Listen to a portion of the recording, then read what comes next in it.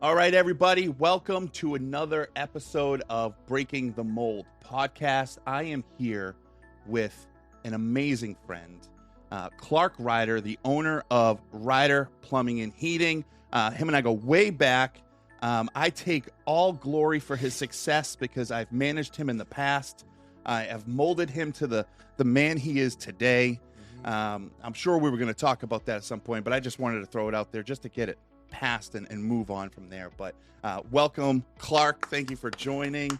Tell us a little bit about yourself, buddy.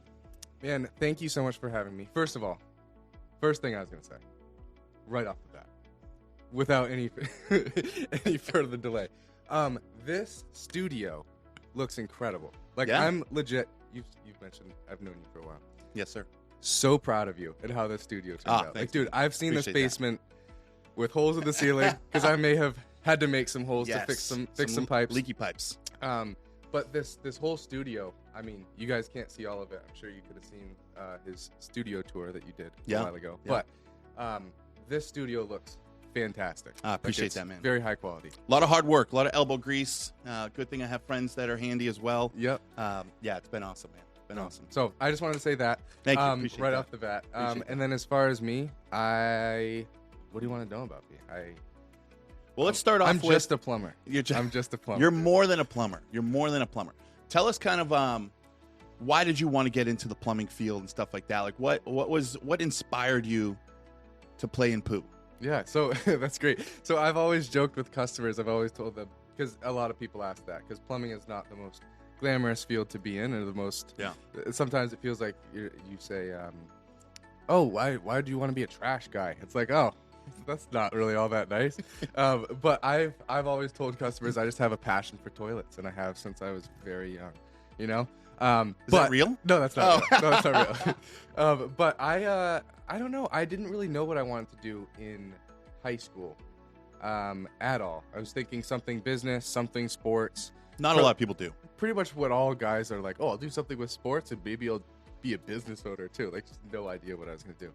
And so I ended up trying a trade school with a friend of mine, and we did a plumbing course. And I was soldering pipes and putting PVC together, and I was just like, wow, I love this. Like, this is, I could see myself doing this for a longer period of time.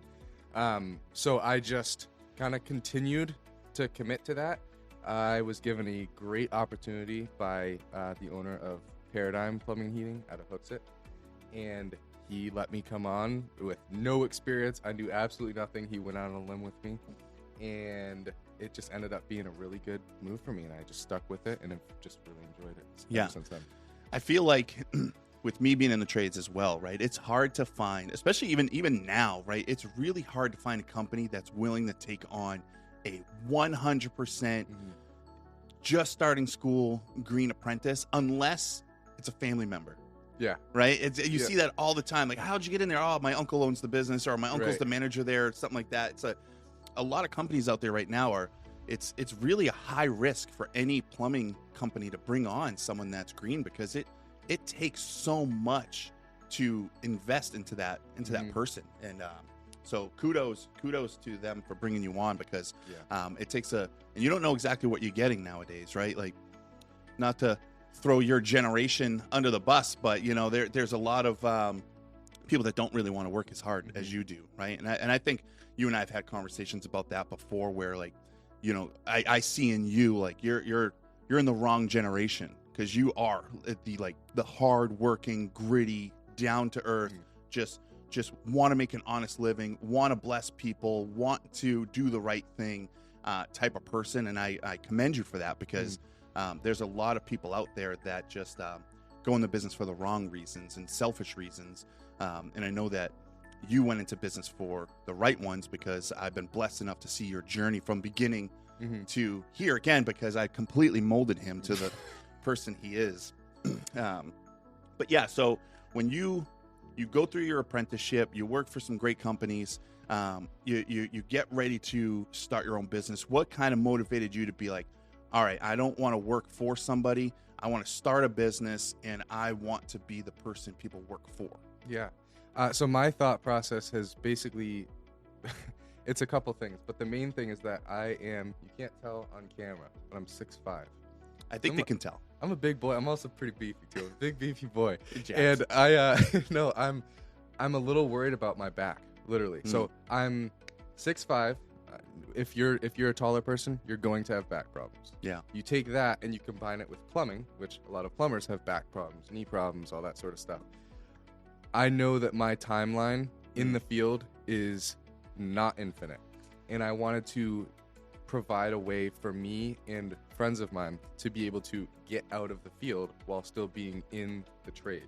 Yeah. So what my thought process was trying to build the business in such a way that I'm able to step out of the field while continuing to run things. My favorite part of plumbing a lot of times is just the customers. Yeah. And conversations, solving problems for them, going through pricing with them, just being able to provide answers to the questions that they have, and setting guys up for jobs. I enjoy that so much, and it's so much easier on my body. So that was my thought process. I want to be able to at some point walk a daughter down the aisle, or be able to play with grandkids and not just be in so much pain and destroyed with arthritis and all that stuff. So that's a real concern for sure, because a lot of people, I think there's so many stereotypes for plumbers, right? You think of plumbers, you think of plumber's crack. Yep. Instantly you think overweight, middle-aged, balding man with a plumber's crack. I don't know if anyone else does, but that's what I envisioned when I think of plumbers. It's a great stereotype. Yeah, for sure. And I started my business to break stereotypes and stuff like that, right? And that's what I'm passionate about. But I think you have done such a great job with bringing that professionalism into the trades, where a lot of companies are now seeing, like, you have to do this. It's not about just going in and turning wrenches. Like, there's a customer service aspect to this job now, where the old timers in the industry, unfortunately, are kind of like, they're getting ready to retire. They're getting ready to wean out and stuff like that. And there's a new breed of plumbers and HVAC technicians, electricians, anyone in the trades that are coming in to kind of pick up the reins and go with it. But they have another generation to deal with, right? They're not dealing with the old time generations that just want a plumber to come in, turn a wrench, charge $20 and or a 6-pack of beer and get out of there, right? Like, there's so much customer service now, I think, in the plumbing and heating industry that wasn't there 10, 20 years ago. Right. And I think that's just because of the generation and the times and the software and everything's changing, different materials, different types of equipment is changing and stuff like that too. So there's just a different breed, and you do it so well. And when I was managing you, it was very, very evident that you were treating customers with respect. Your communication was great. Your quality of work was impeccable, because you were that type of person that people would call in and be like, can Clarke come back out to my house? I only want Clarke. Clarke's my guy now. I only want Clarke to come out. So you build such solid relationships with your customers because you treat them in a different manner. You're excited to help. You're eager to help. And you go out there and you just want to provide a perfect service from beginning to end, not just a perfect outcome that the plumbing problem's fixed, but you want to provide a perfect solution and experience for that person. So I know, you started your business, and By the way, do you want me to Venmo you before or after the podcast for all those awesome compliments? You already pay me a monthly retainer. That's right. So yeah, I mean, but this is one of the reasons why I love working with you. I love going out to your job sites and hanging out with you and Jordan, and it's been an absolute blessing to call you my friend and to work with you, and it's really exciting because I do see something different with you and your customers than I've seen with other people. The relationship that you build is amazing. So kudos to you. You started your business, and you started a year and a half ago, and your three main values are communication, quality, and respect. Let's talk about the respect aspect of that. Why is respect one of your top values in your business? Yeah, I think it's something that a lot of, probably from a customer standpoint, they don't feel like they've had respect with people in the past, or you get some plumber that comes in and just does all this work, and then you get a price afterwards, and you're like, what the heck? I had no idea. I asked what I should be expecting for price, and they're like, oh, I don't know, probably over $400. Then you get like a $900 bill, and you're like, well, yes, it's over $400, but I didn't know it was gonna be that much more. So I think respect. There's a few aspects of it. One is just respecting the customer enough to be able to provide them with upfront pricing. Everything is crystal clear. Yeah. From the way you are scheduled to when we are pulling up to the job, you get a text when we're on our way. When we are actually showing up to do the work, you're getting a price before we actually turn a wrench. And it's free. It's not. There's no, hey, it's going to be $150 for us to come out, and then we'll tell you what's wrong, and then it'll be a fee on top of that. Yeah. If you say no, we'll leave. Because there's no part, we don't want to be working for somebody who feels like they're being had or getting taken advantage of. No part of that. If somebody feels uncomfortable with pricing, get other quotes. It's completely okay. We want you to feel comfortable. So that's a big part of the respect aspect of it. And then the other part that I found big, and I remember a lot with you, there's an easy opportunity with working in people's houses and working for all sorts of different people. Some are great, some are not. And so there's the opportunity when you get back from all of that to just vent about it and just be like, oh my word, Mrs. Smith, her house was XYZ, all these things wrong. This is what's weird about her, all this stuff. And I remember you saying, hey, stop. Like, enough of that. Like, that's not constructive to what the process that we're trying to build here and the environment that we want here at this company. And so that's another aspect of it that I've tried to pull in and just be like, hey, we're not going to talk bad about customers. We're going to try to try to have a good atmosphere. It's so easy. Yeah. And I say that and I feel like a hypocrite because I'm like, oh, I still do it sometimes. But we really, really want to do a good job of just treating people with respect while we're at their house and while we're not, just treating people with respect. Yeah, absolutely. And I think you bring up a good point with just, you have to have the right mindset, right? And you as a Christian, as a Christian-based business, right? That respect is not only biblical; it's just something that's part of you, right? And I've seen that in your business. How has being a Christian, working out in the field, how has that helped with you trying to stay in that mindset of always treating people with respect? Yeah, I think it comes back to the point of, man, I have just been given such a gift in just being able to live freely and not be worried about every little mistake I made or am going to make, because that's all been covered. Yeah. And I'm not, I want to live out of an overflow of that feeling. Yeah. And not feel like I constantly owe people, constantly need to get on people's good graces. I just want to give that because I've been given so much more than that. Yeah. So I think that attitude and that mindset makes it a lot easier to just roll over when something bad happens. Just be like, you know what? It's going to be all right. Yep. We're going to be fine. There's no need to freak out about things or badmouth people. It's going to be okay. Yeah. It's going to be okay. Yeah. And you never know what that person's going through either, right? You go to a customer's house, they don't call you because they're like, hey man, I just miss you. Can you come? Except for you. Come. Yeah, I always do that all the time. I break stuff in my house just to have you come, and then you never show up. Just kidding. There's an aspect of just wanting to do the right thing, but again, what I was saying, going back to what I was just saying, was that you don't know what this person's mindset is. You don't know what they're going through in life and stuff like that, and you don't want to come in and just be an additional burden to them, right? They're already having a problem. They're having a plumbing problem, heating problem, whatever it is.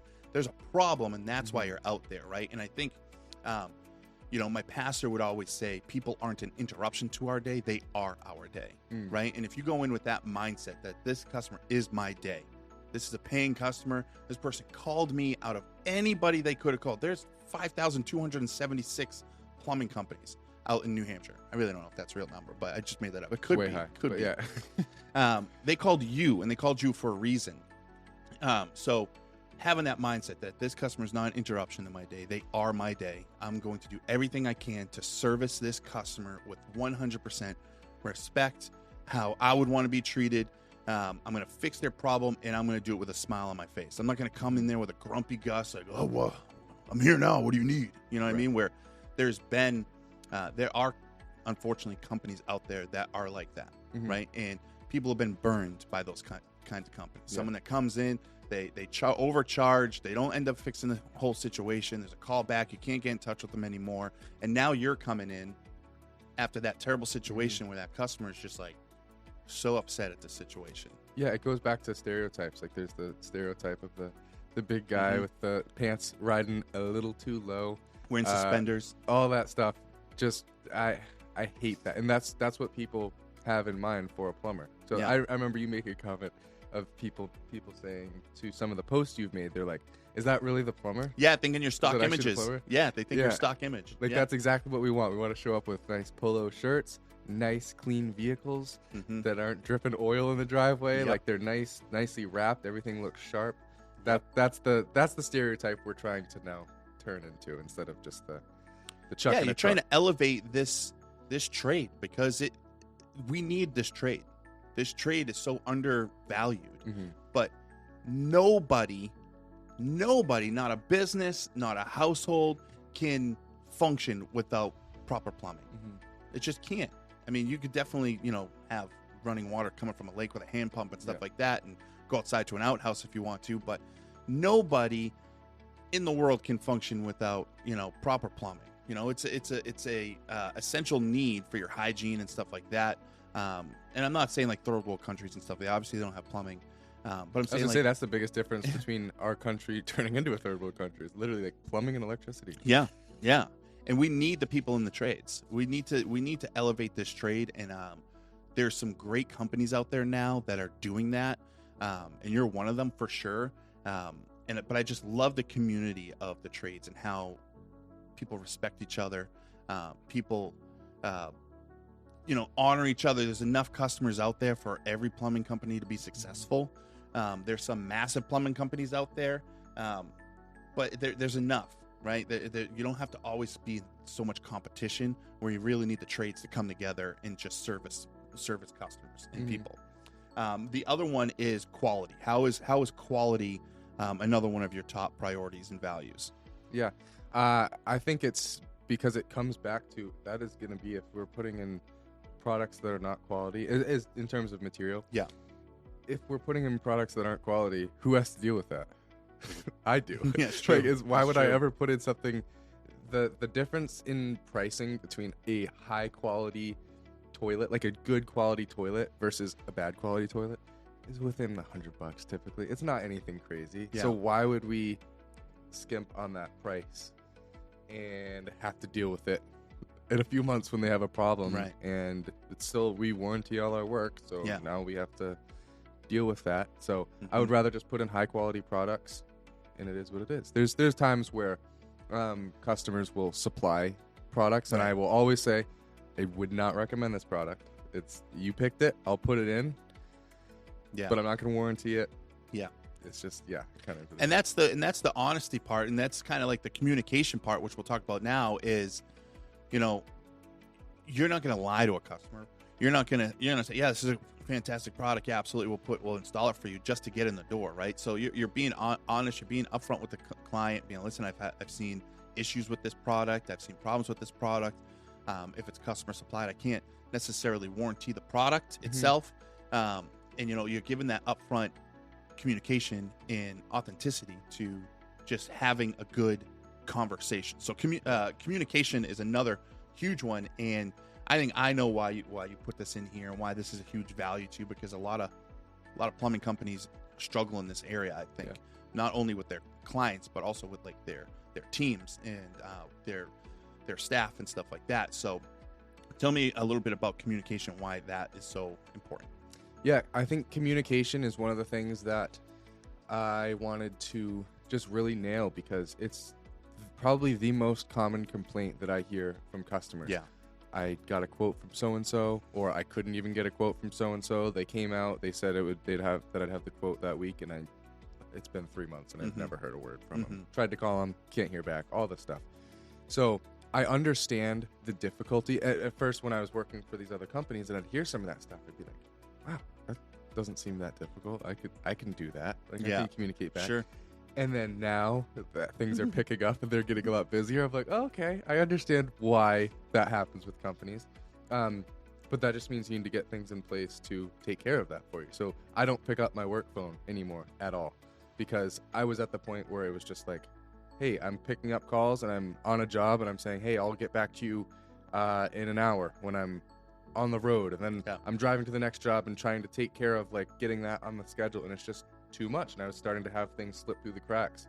And I realized, okay, we need to do something else, get something else in place. So I have a software that takes care of all of those calls that come in, puts them on the schedule, or if there's a question that the customer has for me specifically, they will reach out to me and I'll interact with them. Awesome. Just to kind of help streamline that process a little bit so that things aren't slipping through the cracks, because that is the most frustrating thing. I've had it happen a couple times where I'm on a job and they're like, I get a call from a customer and they say, hey, are you going to be here soon? Because we got a 12 to 2 range that you're supposed to be here. And it's 1:50, and I am thinking in my head, I didn't even schedule you.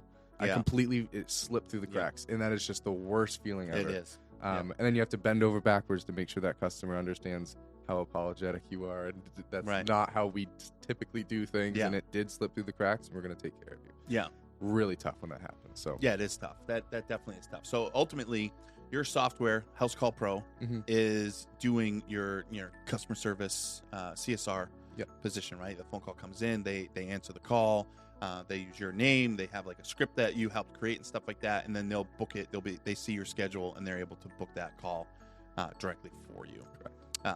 That's great. Having that awareness of, especially being at the time you were owner operator in a truck, doing the work, taking the calls, doing the billing, you're wearing every single hat that a business owner wears, while also working 8-10 hours a day out in the field.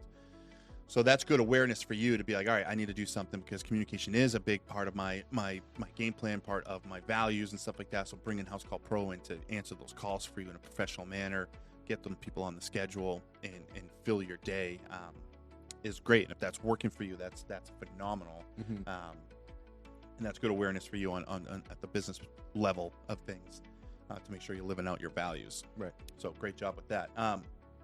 So you have been in business for a year and a half now. How long do you think it took, starting your business, getting the truck up and ready, starting to get calls in? How long in that year and a half did it take from when you started till you were just like going, like you were full throttle, just going at it? Did it take like a month? Was it like instantly that you were just fully booked and going, or did it take a little time? I feel like there are different ways to be full throttle, kind of. So before I gave my notice at the previous company I was working at, I was working about 80 hours a week. I was doing 40 for myself and 40 for this company. And I was just realizing that I was doing them a disservice by being so burnt out by the time I came into work. Yeah. I was just absolutely exhausted. And then on the other side of things, when I would show up to my customers after 4 o'clock, I was dead and my brain was not there. I was just exhausted. I mean, the telltale sign for me is when this facial hair starts to grow out and my hair up top gets really long. It's like, all right, we need to relax. Reel we in. need to chill out a little bit. So in that aspect of talking about it, I mean, I hit the ground running, was right at 40 hours right off the bat when I started. Awesome. And it was the easiest thing in the world because I didn't have to do another 40 for somebody else. So it was, that aspect of it was really easy. But then some of the different stresses started to come in, and having to figure out all these problems on my own versus just telling the ladies in the office, hey, this happened. This isn't my problem anymore. Yeah. Just so you know. Yeah. Exactly. Help me figure this out. Call the customer. Right. Schedule this. So that kind of, in that aspect of things, I hit the ground running pretty fast.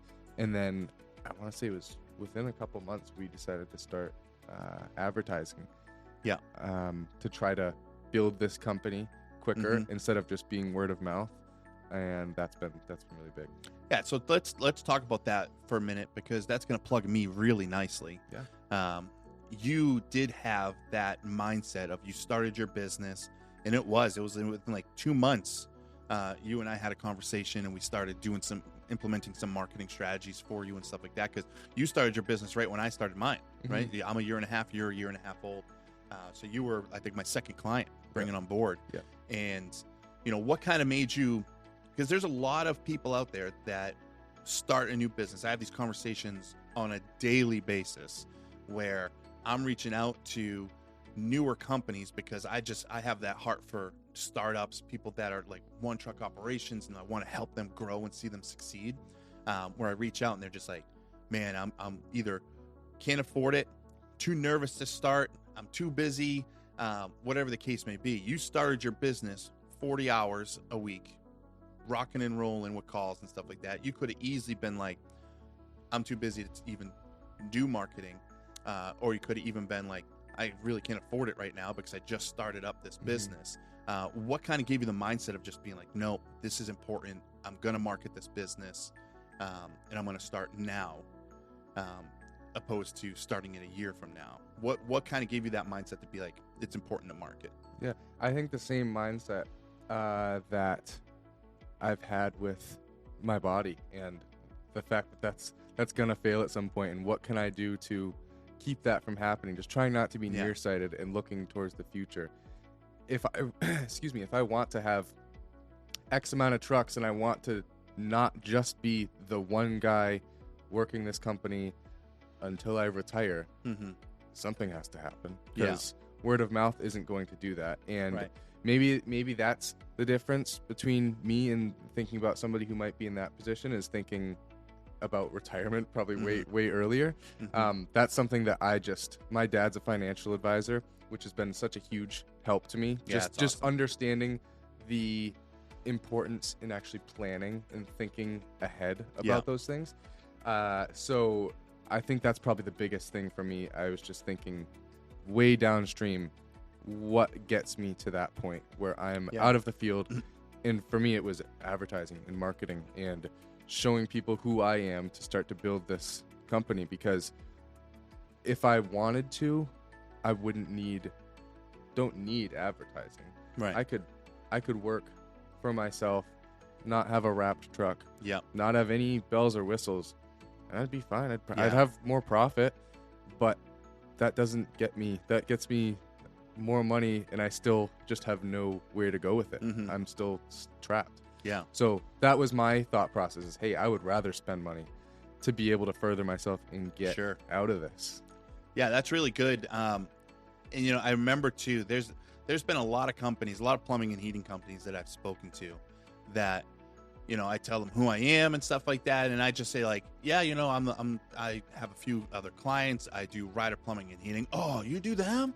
Oh, they're huge establishment, huh? Wow, they're booming right now. I'm like, actually, no, it's just Clarke in a truck at the time, and they're like, what? Like, he markets like he's a 10 truck operation, right? And I have gotten those comments like, oh, that's not Clarke though, right? That's those stock images that you're using and stuff like that.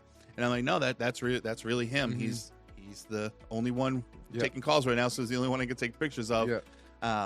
So people are seeing what you're doing, and they're impressed with it. They're impressed with it. Yeah, very quick little story on that.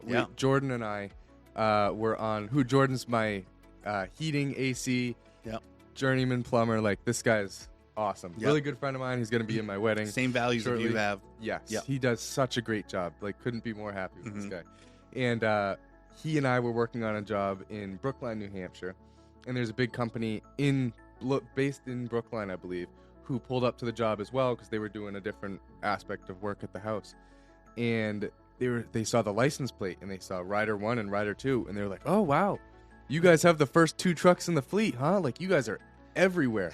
And I was like, just the first 2. That's it. And they're like, how many trucks do you guys have? I was like, oh, just the 2. That's it. That's hilarious. Blew their minds. That's hilarious. It was great. Yeah, there's so many people I talk to going out on other job sites and stuff like that. They're like, hey, do you do Ryder Plumbing and Heating? I'm like, yeah. And they'll just be like, man, they're everywhere. They're I see their trucks everywhere. And Which is funny, because we're literally not. You have 2 trucks now. You got the new truck up and running maybe a month ago, 2 months ago, right? Yeah. So for the longest time, for the first year in 3 months you were running just one truck, but people were like, Right. I see the trucks everywhere. Yeah. I'm like, you do? Really? Wow. That's great. amazing. Well, That's that amazing. was the thought process. I remember talking about it very early on. I was like, I want this vehicle to look like one of 100. Yeah. Like, I want it to look streamlined. I want it to Yeah. look like it's. Yeah, so you really went all in on your marketing strategy, because I know you use me for your social media stuff. You have a team that works on your Google, your team that works on your SEO. You got a really professional website built, like right out of the gate, dude. Like right out of the gate, where people wait like years to do what you're doing. And you've seen tremendous success from marketing yourself out of the gate. I really, truly feel like you're ahead of the game right now. You're like years ahead where you should be right now, which is phenomenal. You get company apparel, which I deliver. I get that stuff. You need any apparel? Please let us know. Don't do that Nike hat. Surprised it's not a Patagonia hat. I know. I'm not sponsored yet. So Not yet. I'll get you there. So you brand yourself well. You got your truck wrapped immediately. I don't think you had that thing running on the road until it was wrapped. Maybe to like a week. Yeah, a week of calls. I remember when you got it and you brought it right over to my house and stuff like that to see it and stuff. Like, just amazing, just sick. And then the same thing with your second truck. You did not really want that on the road until it was wrapped. Like, you got it, and was it like the next day or the day after that? It was in the shop getting wrapped. Right. And you bring it over to Scott at Fast Signs. Yes, they're awesome. That's where I got the Mighty Mobile wrapped as well, because you recommended them. And yeah, phenomenal job. But you're doing such a good job branding yourself. You're doing such a good job marketing yourself. Where a lot of people a year and a half in probably aren't doing much marketing other than posting on Facebook once a week, twice a week when they have a minute to post. Well, yeah, that's the thought process. Is if we want to compete with these bigger companies and be able to grow, we have to compete with them in all areas of the field. Not just being able to have more customers. Like, how do you get that? So we, even with, you mentioned the website side of things with SEO and all that, we have a monthly meeting and are looking at, hey, we're comparing with other companies that I would like to be getting above, and taking a look at how many pages do they have? How many pages did they create this month, this year? How can we top that? How can we make more quality pages, not necessarily just content, because that doesn't necessarily help. There's so many things that go into Google's algorithm. So it really does. And I can't remember what the statistic is, but if you're not showing up on the first page of a search result, it's very rare anyone goes to the second or third page. If you're on the third page, just forget about it. Like, no one's going to click that far in, right? It's that instant gratification reward. And you're also Google guaranteed. So you're showing up in that list as well. So yeah, there's a lot of stuff that you are doing and doing really well. So kind of just like a quick snapshot, you've been in business for a year and a half. You have 2 trucks running right now. You have another full-time employee, Jordan, and you have 131 reviews, 5-star reviews, 131 5-star reviews. It looks fake. It literally looks fake, because there's 131 of them, not one under 5, which is crazy. I think that just goes to show what type of service you're providing, what kind of relationships you're making over this time. Like, I'm confident that anyone that's left one of those 5, that's 131 clients, that you're their guy, right? You're their guy, right? Everyone wants a guy, right? Everyone, I need a plumbing. I know a guy. I know a guy. Ryder, Clarke Ryder, call him. How do you go about getting reviews? Because a year and a half in, having 131 reviews is just phenomenal.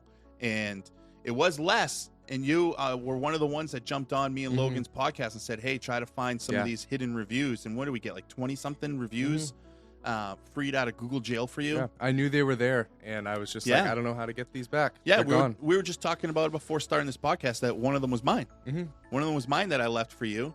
And it wasn't showing there. And it just popped up when we got those freed up. So what's your kind of process with getting a homeowner to leave you a review? Yeah. So again, I think it comes back to software and trying to do things a little bit differently than the stereotypical plumber would do them. People want it on their phone. They don't want you to tell them. So if you go on Google and you click the reviews tab, and then you can click add, you click the 5 stars, and then you can type send them a link. Yeah. Like send them a link, make it, and also trying to put that up front earlier on in our interactions. Yeah. Just being like, oh, how'd you find us? Oh, Google. Yeah. Oh, you looked at the reviews. Everybody says, oh, I looked at the reviews. They were so good. I will try to reinforce how important those are during the call. Huge, man. Just be like, hey, those mean so much. I'm so glad you were able to find that. I hope you got like a 5-star experience today. That type of thing. Trying to put that out there a little bit. And then afterwards, every single job, unless there's some reason we're at the end, something seems a little bit off and we want to make sure that we're not making the customer uncomfortable or anything like that. When we click complete on the job and finish the job, it sends a review right to them. Says, hey, we would love to hear about your service today. Do you send like a personal message with it or anything like that? Or do you just send the link? Does it go through your House Call Pro software? It goes through the software, and I don't have capability to send an extra message with it. But it'll send it as an email and a text. So the second I'm leaving the driveway, you're getting a text and an email, just in case you miss one. Right. And also just giving them the heads up when we do the final bill through. Hey, you're going to get an email with your receipt. You're going to get an email that'll show, hey, thank you for your payment. And it'll show the invoice, show that it's paid off. And you'll also get a text that says, hey, if you like the service, please leave a review. There's no pressure at all. Yeah. But I just wanted to let you know you're going to get that. I'm going to fill all your inboxes up. Yeah. It means so much if you can do that for us. Yeah, that's important too. There's so many people out there that that find it uncomfortable to have that conversation with a homeowner. But it's just like, once you understand the value of that review, it becomes so much easier, I think, for you to just ask, right? And the more and more you ask, the more and more comfortable and confident you get.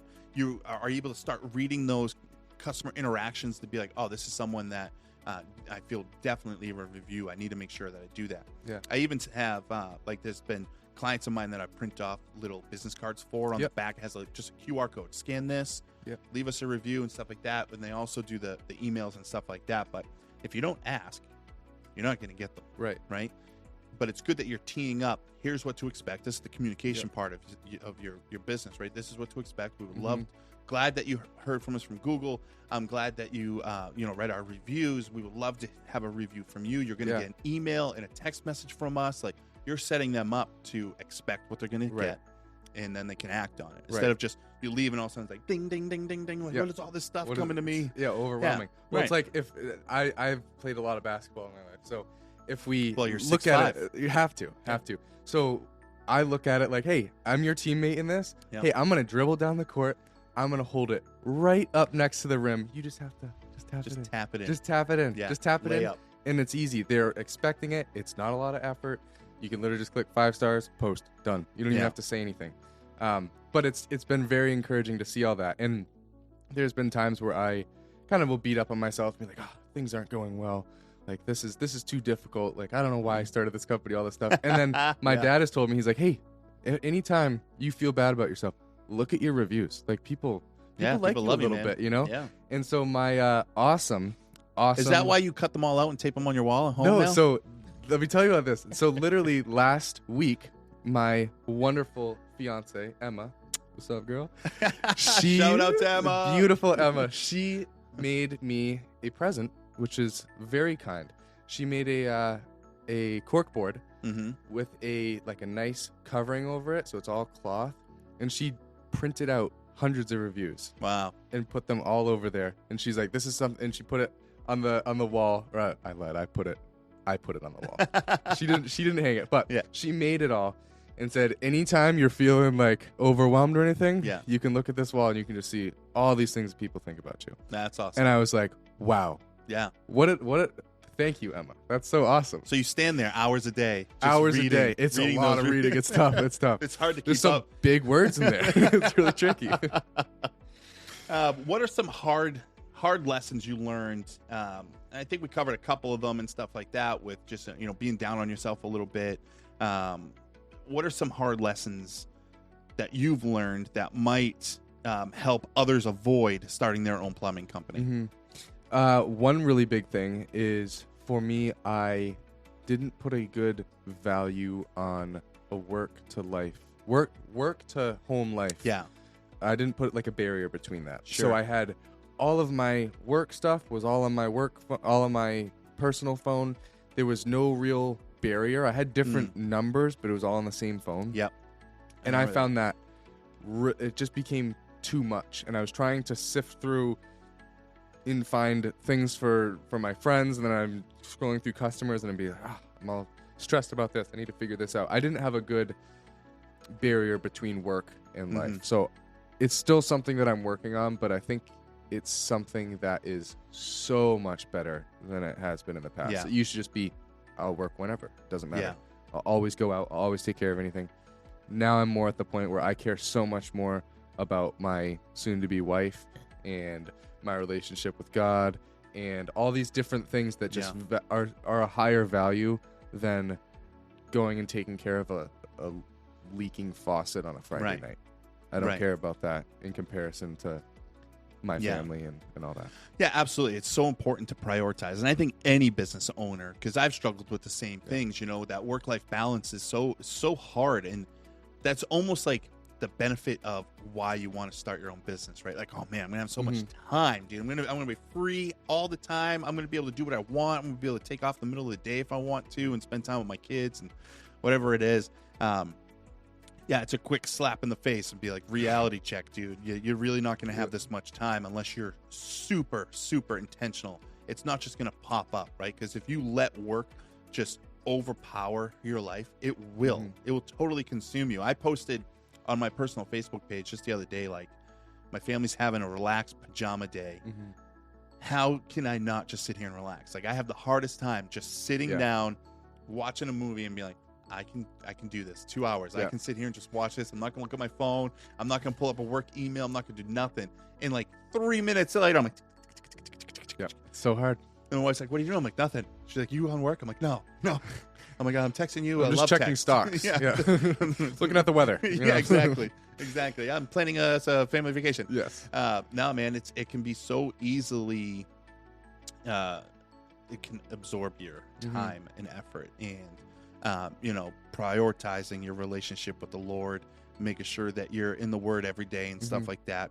Because what I feel like that's going to fuel you for the week, for the day, for the next hour, man. Like you jump in the Word, that's going to fuel you up to be a good husband. That's going to fuel you up to be a good father. It's going to fuel you up to be a good businessman, right? That's going to reinstate all of your values and why you started the business and stuff like that. And and God blesses you for that time, right? Like, so kudos to you for just, realizing what you need to prioritize and stuff like that, because you are getting married next month.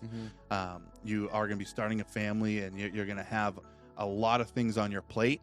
But the way you set yourself up with marketing yourself well, so you have work, we all know that the dreaded winter season's coming for plumbing and heating, right? And I'm confident you're not going to have a slow season because of the way you marketing yourself. A lot of HVAC companies that aren't marketing right now, you need to, because come February, March, that's the dreaded downslide of calls and stuff like that. And now you have the responsibility of an employee to make sure that they have 40 hours, right? Making sure that you're taking care of your clients, you're taking care of your employees as well, while you're also taking care of your family. Right.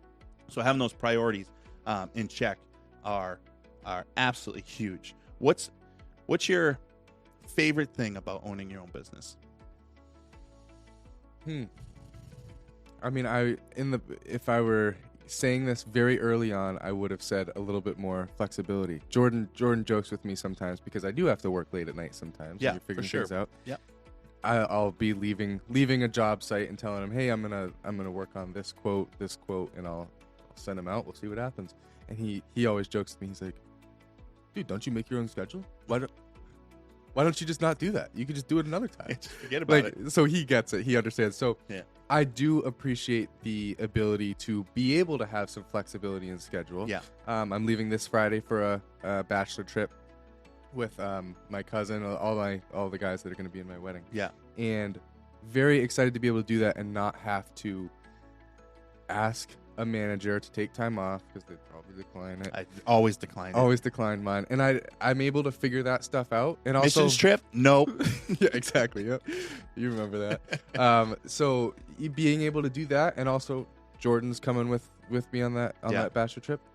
He has no work that day. He has one job in the morning and then off for the rest of the weekend. Right. And being able to do that stuff for myself and my friends Oh, it's awesome. That's Yeah. such a gift. It's important, and I think the important thing for customers to know as well is we're all humans. You know what I mean? We all need time. We all need to reset. We all need to for customers to just assume that you're a plumbing company, you should be here in an hour. Like, there's a lot of customers out there. There's a lot of things that require our time and effort and stuff like that. And your toilet in your 5-bathroom house that's not working right now isn't a priority right now. It can wait. It's okay as a business owner to say it can wait. Yeah. You can wait. It's all right. Everything's gonna be fine. I would say that's one of my biggest favorite things about working for myself is not having an on-call schedule. Had to do that at the last couple companies I was at, and it's a big thing that I know guys can't stand. Yeah. And so I've had opportunities where work comes in after hours, because it always does, and running it by Jordan. Hey, do you wanna make some extra money and go do this? If you do, great. Yeah. You're getting paid for 2 hours regardless of how it goes at time and a half. Right. And then if you don't want to do it, I don't care. Right. Don't do it. Yeah. Enjoy your time with your family. Yeah, for There's sure. no pressure to do that.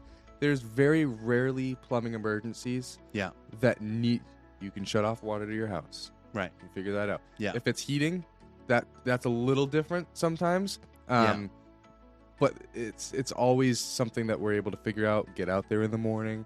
Yeah, and There's that's the always things we can do. flexibility you have with when new customer emergencies come in, Yep. right? Because I'm sure, you were just out to a house and, God forbid something happened, like you're going to turn around, you're going to get right back out there if you need Definitely. to. But it's being able to prioritize those new customers that are just calling around, their other plumber isn't answering their phone, and they expect you to be the next line of defense and coming out at 1 o'clock in the morning and stuff like that. It's nice to be able to have that flexibility. Maybe walk them through shutting their water off, calming them down, giving them value over the phone and stuff like that, and going out in the morning.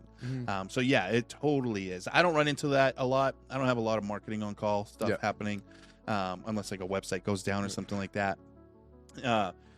But yeah, no, man, that's great. If you were to give, kind of closing it up here, if you were to give some advice to anyone that is getting ready to start their own business, or even, more specifically, their own plumbing and heating business, what advice would you give that person?